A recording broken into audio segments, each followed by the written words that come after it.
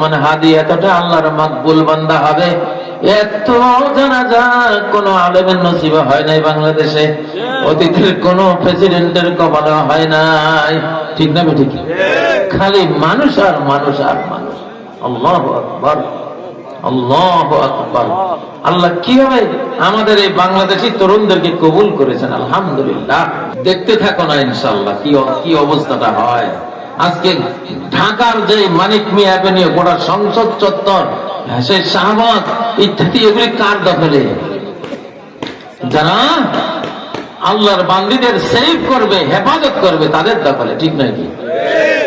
ও মুসলমান, তাহলে এগুলি রাষ্ট্রবিজ্ঞান। আমাদের কি রাষ্ট্রবিজ্ঞান? আল্লাহ যে বললেন ফাকাদ আতাইনা আলা ইব্রাহিমাল কিতাবা ওয়াল হিকমাহ ওয়া আতাইনাহুম মুলকান আযীমা।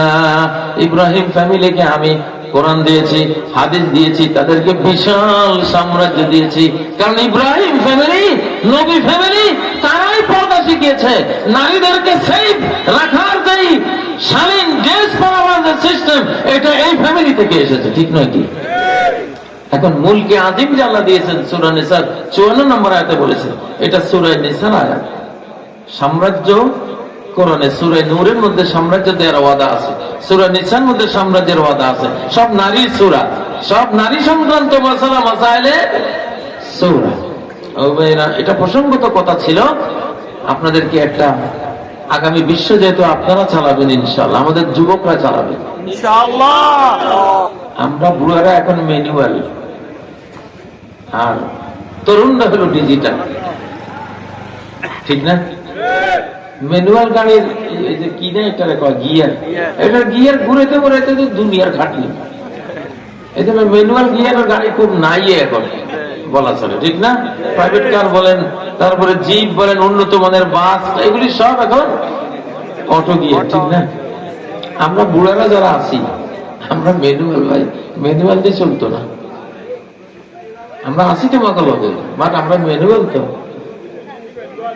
এই সমাজ বুঝে কারা? এই যে আমার এই মোবাইলটা কে বুঝে? আমি বুঝি না, আমার বাচ্চাটাই বুঝে। বাচ্চা ছোট্ট বাচ্চা আমার এই মোবাইলটা, যে কোনো মোবাইল সেট, স্মার্ট সেট, ওরা যেরকম বুঝে, আমরা বুড়ারা 14 বয়ে মিলিয়েও ওদের এক শিশু সমান না আমরা। এই জন্য শিশুর হাতে আল্লাহ তাআলা, যুবক তরুণদের হাতে এই ডিজিটাল সমাজটা, ডিজিটাল যুগের ডিজিটাল রাষ্ট্রটা যুবকদের হাতে এই জন্য আল্লাহ দিচ্ছেন, তাহলে এরা বুঝবে। ঠিক না ঠিক? দেখবেন আগামী সংসদে কতগুলি তরুণ এসে বসে ইনশাআল্লাহ। হযরত মাহদী আলাইহিস সালাম, উনি তো 40 বছর এই বিশ্ব শাসন করবেন। হযরত ঈসা আলাইহিস সালামের বয়স এখন 33 বছর। কত বছর? দুনিয়া থাকলে বয়স হতো 2025 বছর। 2025 সাল মানে কি? হযরত ঈসা আলাইহিস সালামের জন্মদিন থেকে আজ পর্যন্ত 2025 বছর হয়েছে।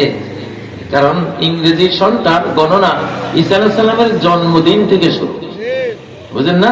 হিজরি সন নবীজির হিজরতের দিন থেকে শুরু, আর খ্রিস্টীয় খ্রিস্টাব্দ ঈসা আলাইহিস সালামের জন্মদিন থেকে শুরু। এখন 2025 বছর মানে কি?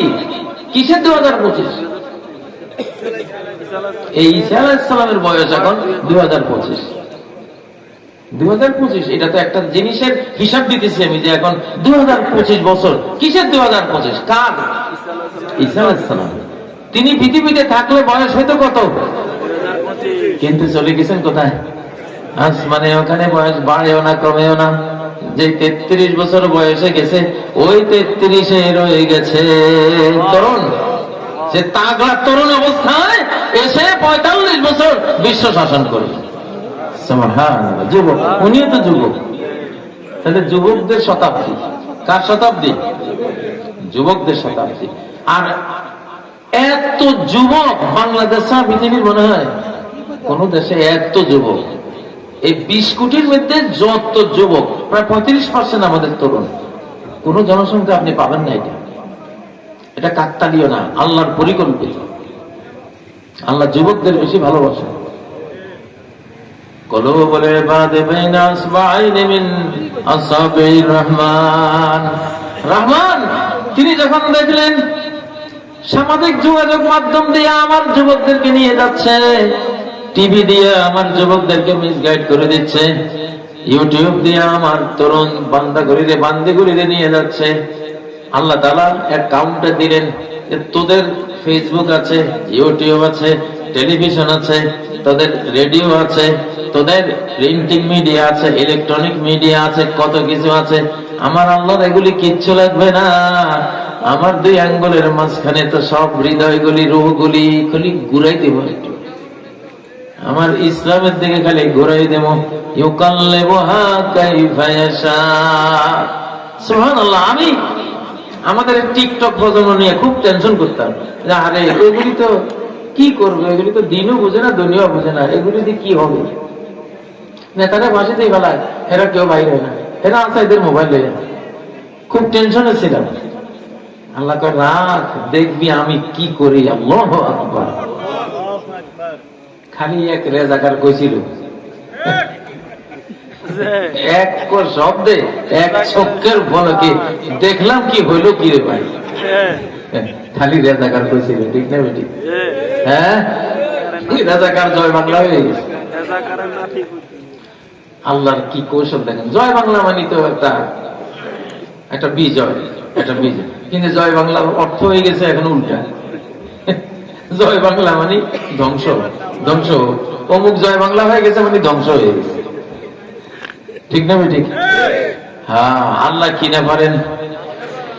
وَمَثَلُ كَلِمَةٍ خَبِيثَةٍ كَشَجَرَةٍ خَبِيثَةٍ اجْتُثَّتْ مِنْ فَوْقِ الْأَرْضِ مَا لَهَا مِنْ قَرَارٍ। একটা শিরকি বাণী, শিরকি কথা। জয় বাংলা তো শিরকি কথা। এটা ওরা বলতো জয় হোবাল, জয় মূর্তি, আর ওইটারই বাংলা হইল ওরা ওল হোবাল। ওদের দিনে আবু সুফিয়ান কইছে ওল হোবাল, হোবাল মূর্তি, জয় হোবাল মূর্তি কইয়া চিৎকার দিছিল। সাহাবীদেরকে, নবীদেরকে আঘাত করে ওরা বিজয়ী, বিজয়ের গৌরবে ওরা বলছিল ওল হোবাল, জয় হোবাল। হোবাল তাদের মূর্তির নাম, জয় হোবাল। সেটা বাংলাদেশের স্লোগান বানাইছে জয় বাংলা। বুঝেন না? খবিস কথা, নাপাক কথা, শিরকি কথা। আল্লাহ বলছেন যেটা শিরকি কথা, এটা হলো একটা বিষাক্ত গাছ, যেটা মাটির উপর থেকে উপরে ফেলে দেওয়া হয়। আগাছা, খারাপ গাছ কোনো কাজে আসে না, মাটির উপর থেকে ফেলে দেওয়া হয়। উজতুসাত মিন ফাওকিল আরদি মা লাহা মিন করার। বেশি দিন স্থায়ী হতে পারে না। আপনি কি মনে করেন এই জয় বাংলার কোনদিন বাংলাদেশে ওই ৭১-এর অর্থে ফেরত আসবে? আসবে নাই। এখন আসছে কি জিন্দাবাদ। ওই লড়তে লেগে পাকিস্তান, পাকিস্তান জিন্দাবাদ, ওই জিন্দাবাদ আবার আসছে, ঠিক না?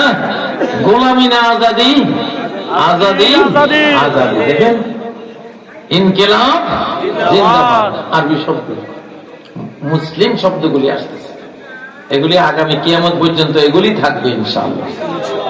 শিরকিগুলি থাকবে না, ওদের দিন শেষ। ওরা এক্সপায়ার হয়ে গেছে, ডেট ফেল।